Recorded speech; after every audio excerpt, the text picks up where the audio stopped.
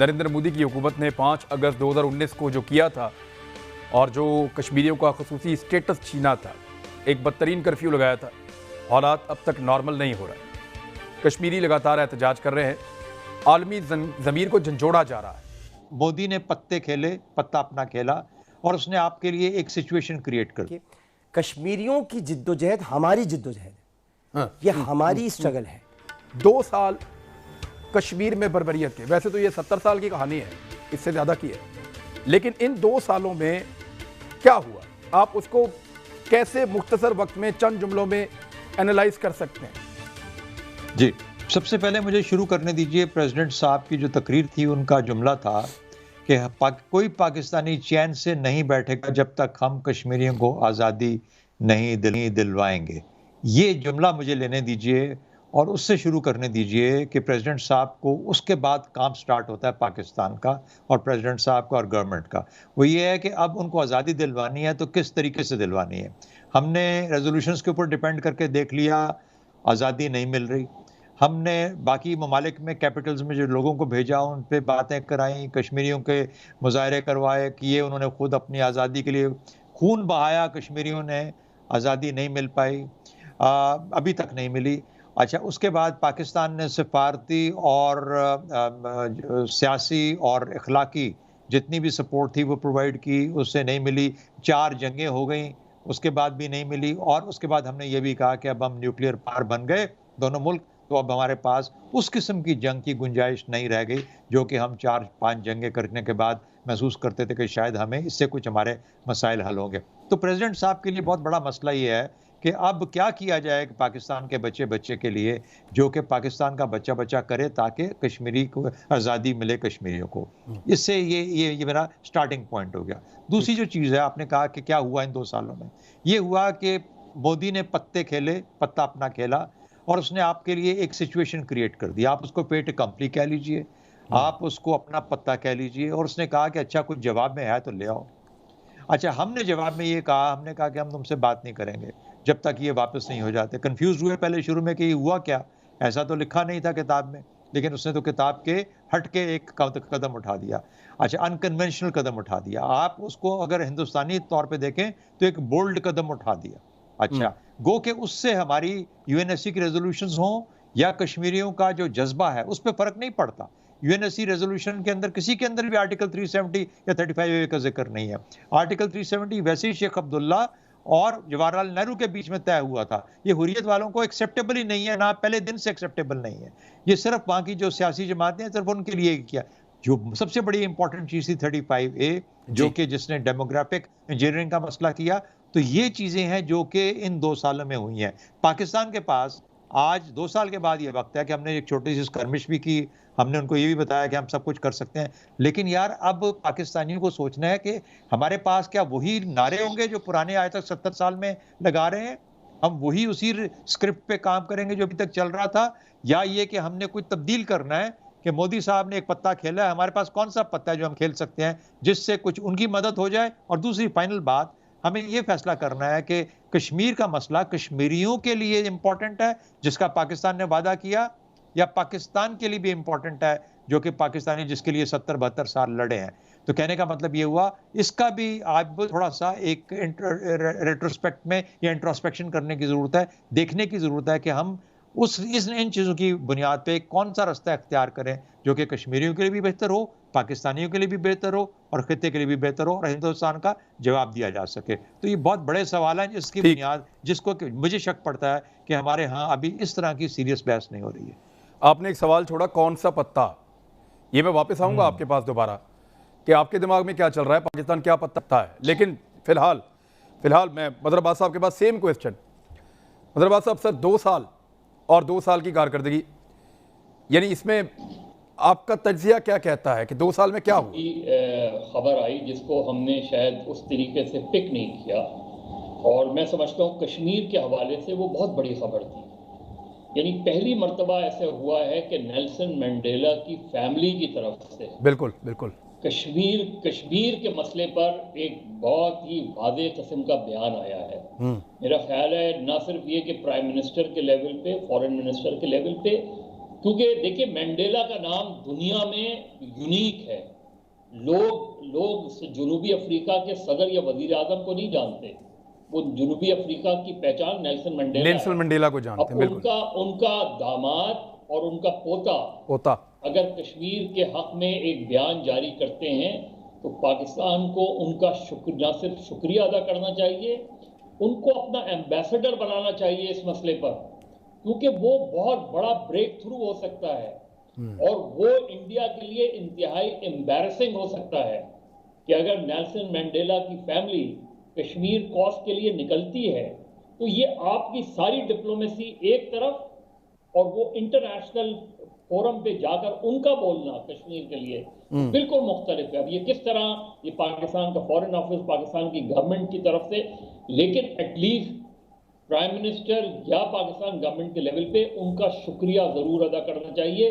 पाकिस्तान में इतना बड़ा ह्यूमन राइट एक्टिविस्ट दुनिया में हमको नहीं मिलेगा कश्मीर के लिए बोलने का।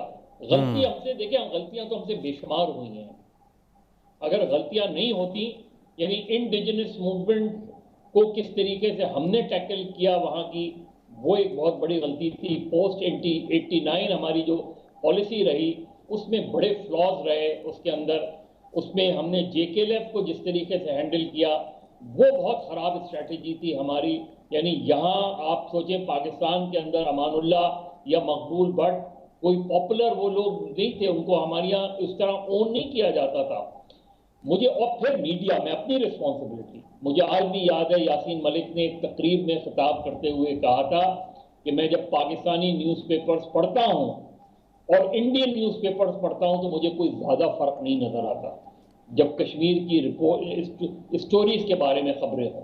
तो ये मेरा ख्याल है हमें इस अपॉर्चुनिटी को लेना चाहिए, क्योंकि 2 साल में जो उन्होंने करना था वो तो कर दिया। अब हमारे लिए जो भी, चाहे वो हम उसे अपने लिए 9/11 समझें या कुछ भी समझें, इन 2 सालों में हमने वो सपोर्ट हमें नहीं मिल पाई दुनिया से, ये इंक्लूडिंग इस्लामिक कंट्रीज, जो हमें तवक्को थी। उसमें हमारे किस तरीके से हमारे फेलियर्स हैं, इसका जायजा लेने की जरूरत है और एक नई स्ट्रेटजी बनाने की जरूरत है। कश्मीरियों की जिद्दोजहद हमारी जिद्दोजहद है, ये हमारी स्ट्रगल है।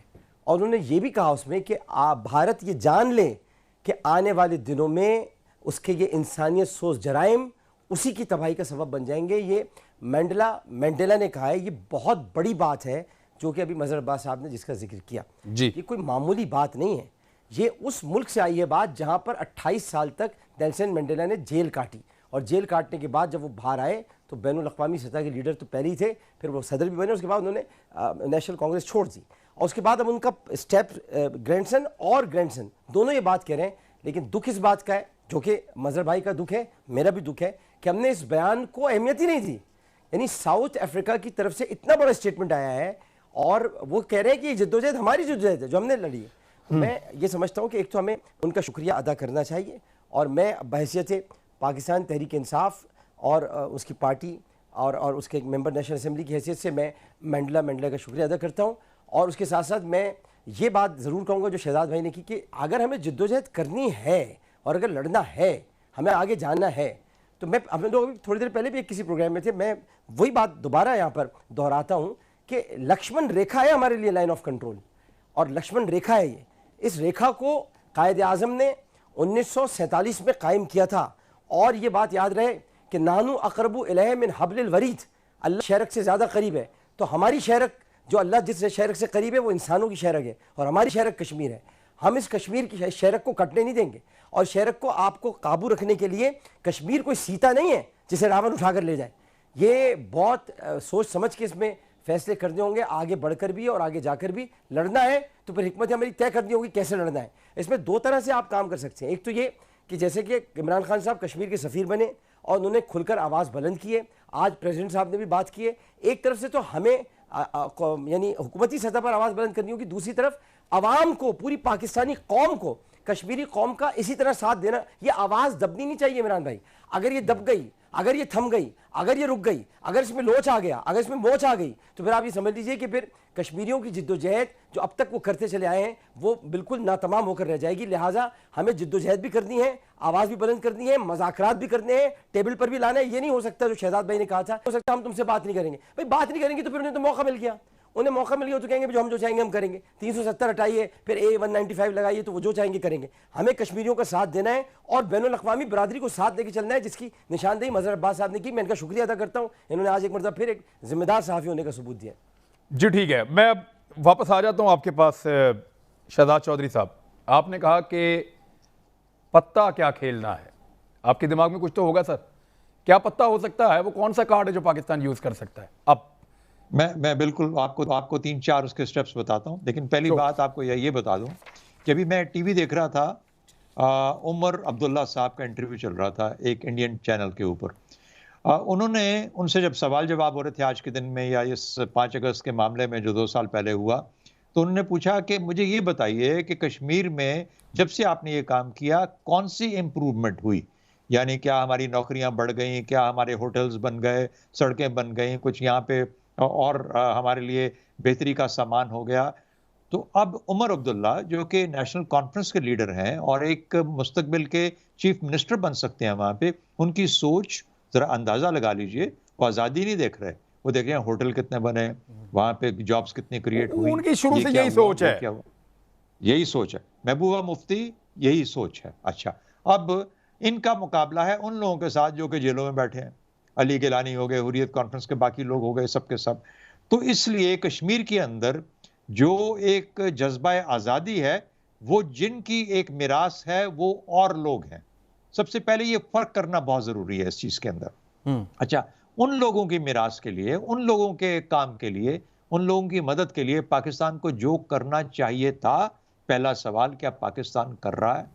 नंबर 2, हो सकता है 75 साल के बाद हम ये फैसला कर रहे हो कि यार हमने तो पाकिस्तान में काफी कुछ खो दिया, इतना कुछ और हम कर सकते थे अगर कश्मीर से थोड़ा सा जरा कुछ मामला हल्का फुल्का तय कर लेते कि जो कुछ तुम्हारे पास है तुम रखो, जो हमारे पास है हम रखो, बस इस पे रुक के बस मामला तय करते हैं और कोई आसानी पैदा कर लेंगे, रास्ता ढूंढ लेंगे, शायद हमें बहुत ज्यादा फायदा पहुंच जाता। याद रखिएगा, आज नहीं लेकिन 20 साल बाद, 15 साल बाद, 30 साल बाद हो सकता है, अल्लाह करे कि इतना इंतजार ना करना पड़े, कोई पाकिस्तान में बैठ के ये फैसला जरूर करेगा अमेरिका की तरह कि अब अफगानिस्तान की जंग इस काबिल नहीं है कि लड़ी जाए और अब यहां से निकलने को भागो, बिकॉज ट्रिलियंस ऑफ डॉलर्स का नुकसान हो रहा है। Some time in the future somebody will do this. तीसरा, मिसाल के तौर पे हमारे जज्बे को, हमारी सोच को, हम तमाम लोगों को जिसका इजहार किया गया, ये काबिल कबूल नहीं है। तो याद रखें जुल्फिकार अली भुट्टो का फिर वो कॉल जिसमें उसने कहा मैं 1000 साल पाकिस्तान लड़ेगा जब तक कि कश्मीर हमारी पास आ नहीं जाता।